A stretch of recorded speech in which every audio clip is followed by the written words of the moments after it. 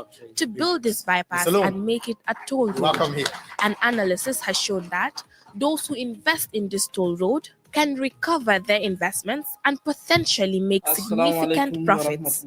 The bypass could be financed through National Direct Investments, NDI, and complemented by Foreign Direct Investments, FDI. The NDI is an initiative that would create a platform through which national savings of both residents and diaspora Gambians are channeled to finance strategic development projects that are of national interest and can generate revenue. The bypass will have a self-financing capacity, operated through user charges, and a strong incentive for participation from a financial viewpoint. In case you're wondering about the management of this project, here's the plan. Representatives of the investors will be part of the board of the Special Purpose Vehicle, or SPV, responsible to provide strategic direction and oversight. In other words, they will be responsible for overall governance and decision-making. Number one. This SPV will be a separate, independent legal entity to own and operate the project. Thank you for answering our call. An escrow account with account details visible to all investors will be opened for the project. His welcoming remark. By investing in a project like this, you are assured of a return on your investment and, most importantly, improve the lives of thousands of ordinary people. A win-win. Most of you, I know you live very far from here, but you are able to make it here because there is infrastructure. No matter how late it is, you can drive safely and get back to your house. I will begin my statement. Have you traveled on the Westfield to Tabokoto Road lately? Have you experienced the traffic jam along the road? Have you noticed the persistence of the traffic jam? Above all, have you experienced the inconvenience that accompany you as you navigate your way through this traffic? It can be both costly and frustrating. Well, imagine having an alternative route to this congested Westfield to Tabokoto or Westfield to Birkama Highway.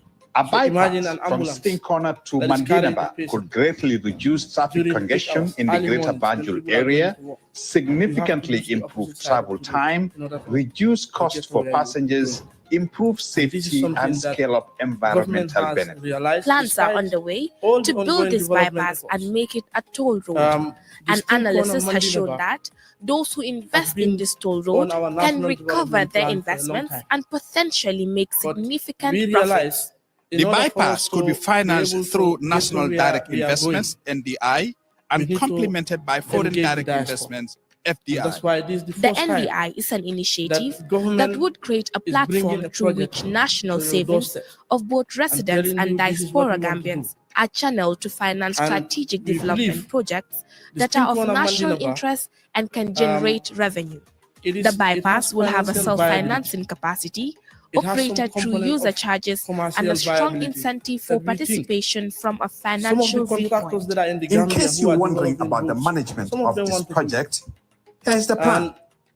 Representatives of the investors will be part of the board of the Special Purpose Vehicle, or SPV, responsible to provide strategic direction and oversight.